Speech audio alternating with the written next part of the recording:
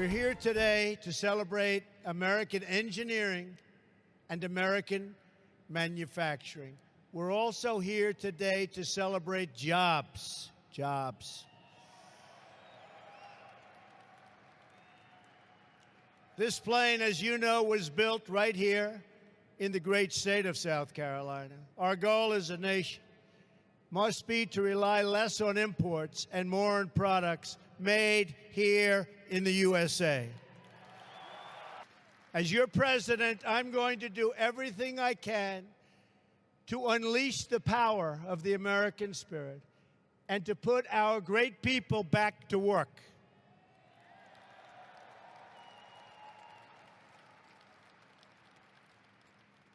This is our mantra: buy American and hire American. We want products made in America, made by American hands. Your plane is made of carbon fiber. It seats 330 passengers. It's 18 feet longer than the previous version of the 787. And this airplane can fly for half a day before it touches the ground. The name says it all, Dreamliner, great name. Our country is all about making dreams come true. Over the last number of years, that hasn't been necessarily the case, but we're going to make it the case again.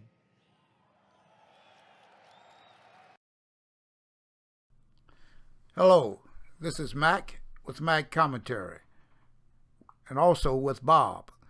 You haven't heard from us in a while. Well, frankly, I've been sort of busy with a book project I've been working on with an associate, and Bob has been pretty busy himself. But today we just decided we could not stand by and take this ridicule against our president of these United States, Mr. Donald Trump. We feel that he is doing some great things for the country, and that we should be out there supporting him. And we will discuss some of the things, the positive things that he has undertaken in less than a month, it seems. Because I believe he was inaugurated January 19th, and today is February the 17th, 2017. Bob, how are you doing today? Oh, fine. Thank you very much for asking. And Happy New Year to you and all your listeners. I think that you're absolutely correct that President Trump is going to really do quite a bit to make America great again. I was out, I campaigned for him, and I was just so delighted to see him get elected and see him appoint Dr. Ben Carson to his cabinet. I think that was a fine appointment, one of our most celebrated positions in America, a black man from the ghetto of Detroit who rose to the heights of medicine, and now is going to be one of our, I think, finest statesmen. And so I'm just grateful to be here on your broadcast, and I hope your listeners will appreciate some of the things that we'll talk about. Well, one of the things, Bob, is what do you think Dr. Ben Carson will bring to his position as the Secretary of HUD, Housing and Urban Development? Because this is one of the key things that he wanted to be involved in, was the inner cities, and President Trump has made it one of his goals to go into the inner cities and make some corrections in there, especially against the crime that's being perpetrated against the citizens in the inner cities. Now, what do you think that Mr. Carson will bring to the forefront in his position as the secretary of that cabinet post? I think what he's going to do is he's going to really utilize the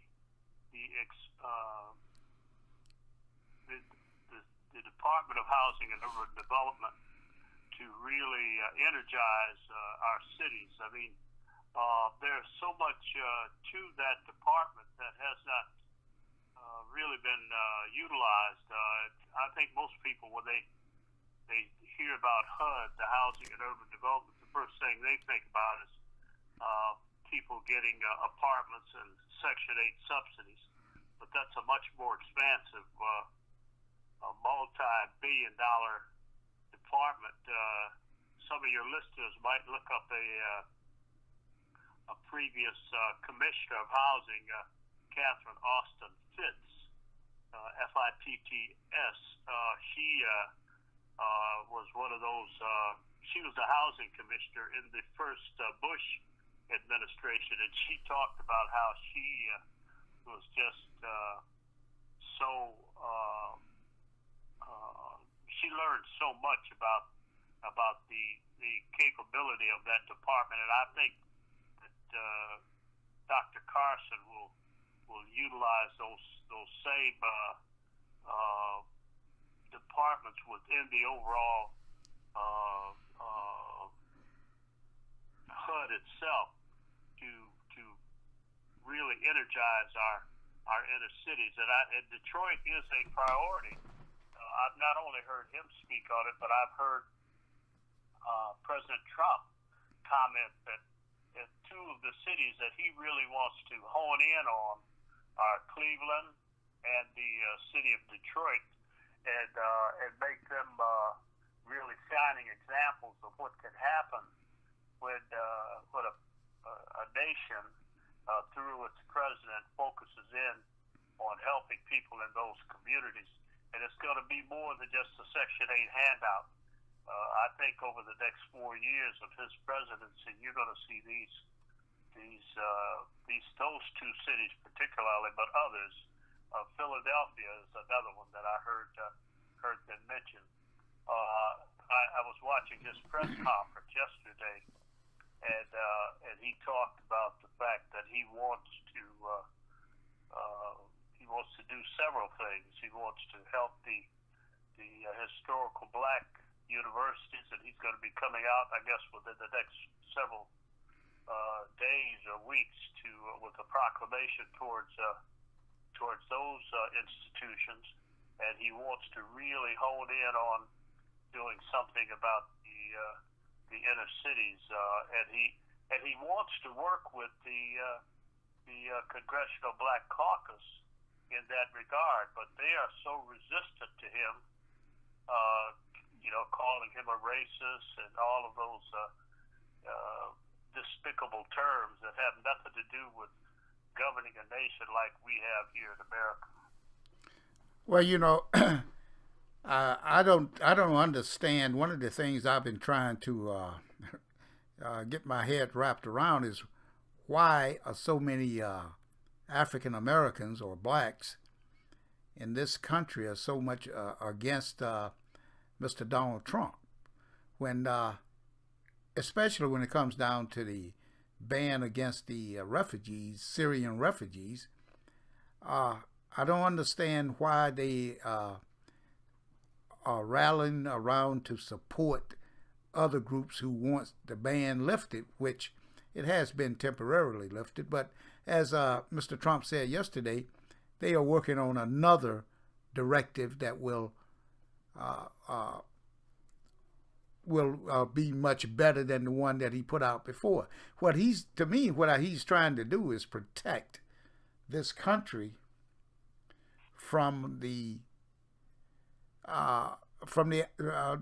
terrorist people who wants to come here and do harm to the United States. And I think that is part of his job as president of the United States, to protect the citizens of this country from terrorist activities, people that come in here and want to do harm to the citizens of this country. So, go ahead, Bob. No, I would say you're absolutely correct. I mean, he is supposed to serve and protect the citizens enemies, both foreign and domestic, and that's what he's trying to do. Well, And that's what they've been doing. well, he when in his directive that he came out with, he started it off by stating that by the authority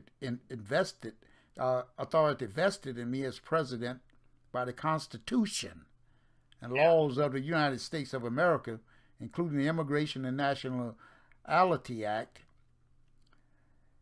of the United States Code, and to protect the American people from terrorist attacks by foreign nationals admitted to the United States. It is thereby ordered as follows, and he lays it out what he intends to do. And I mean, to me, that's what we look for in a president. That's right. You're absolutely correct. Go ahead. And I don't see I don't understand why we get so emotional about him trying to keep enemies of our people, of our country, out of the country. I mean, if a group came in here and oh God, help us if this were to happen. But if they came in here, and I think that these people are scheming to do this as you and I speak. Let's say they came in here with a dirty bomb and killed 300,000 or 400,000 people in one of your larger metropolitan areas. Oh, that would be devastating to not only the psyche of our people, but it would be devastating to the country as a whole. And so he is working hard to prevent that from happening. And here we are out here criticizing him for just trying to be and perform the requirements of what his office of presidency requires. Well, you know what I think the people should do? They should get their heads out of the CNN, MSNBC, and even Fox and all these other regular news stations, and get their heads out of there and listen to them. I'm not saying that people shouldn't listen to them, because I listen to them. But what I try to do my own research, Bob. And I think that's what people should start doing. They should not just believe everything that that the media is saying about Mr. Trump. I mean, true enough, you ask anybody, say, well, what is it that you don't like about him? Oh, the things that he says. Well, what does he say that you don't like? They can never tell you what the only thing they can do is probably repeat something they heard on one of the major networks, you know? Yes, absolutely. But and you know, I think that's an excellent point, because how many watched his press conference yesterday, or how many would have watched and seen, I mean, while the activity was actually going on, for example, today he was in South Carolina, the great state of South Carolina, at the Boeing plant where they rolled out the 787-10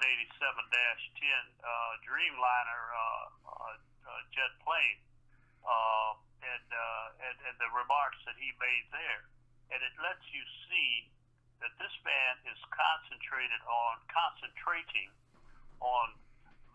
bringing back jobs to this country.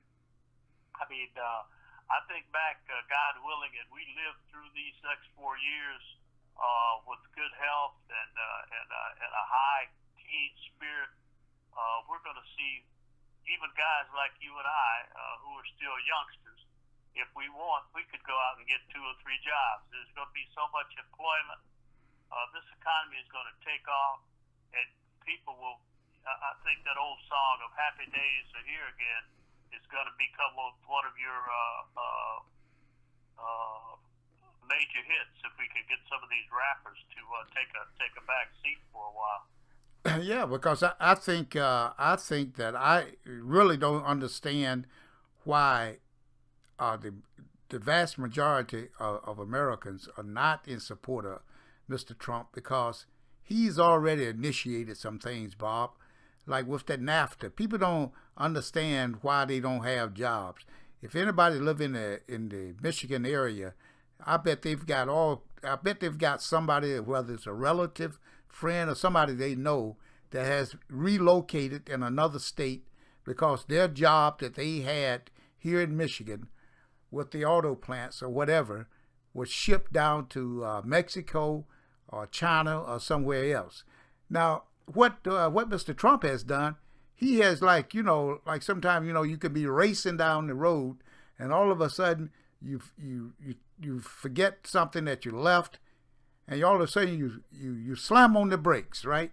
So you can turn around and go back. So that's what Mr. Trump has done here. He has slammed on the brakes of the jobs leaving this country and turned everything back around and say, hey, we're gonna turn around and go back. And that's what he's been doing. I mean, look, you brought up about the Boeing company. Also, what happened there with the auto industry?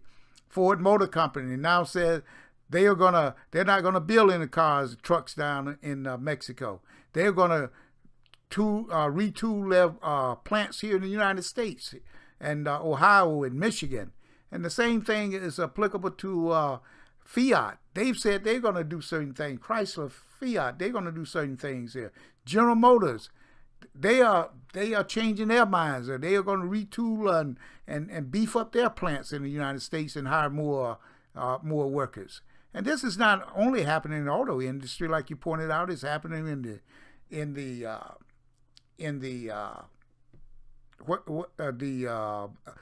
airplane industry, and also it's in the aeronautics industry. It also happening in the tech industry with the company out there in Arizona. That's right, Intel. Intel. They're going to invest hundreds of billions of dollars out there to and employ many thousands of workers. And I'm telling you, this is going to be a great time these next 4 years. So what people instead of them doing what they're doing, many of these young people out here and older people or whatever, they should be out trying to retool themselves and relearn the high tech industry. Learn some of the jobs that's in that particular industry. That's what they should be doing, and so they can be ready. No, they did the same thing here, Bob, down in Mississippi, where you take the guy who was over the development for the state of Mississippi down there. They had brought him in. This guy literally brought in a helicopter company to build to manufacture helicopters there. So, but they didn't have the people there to do the work.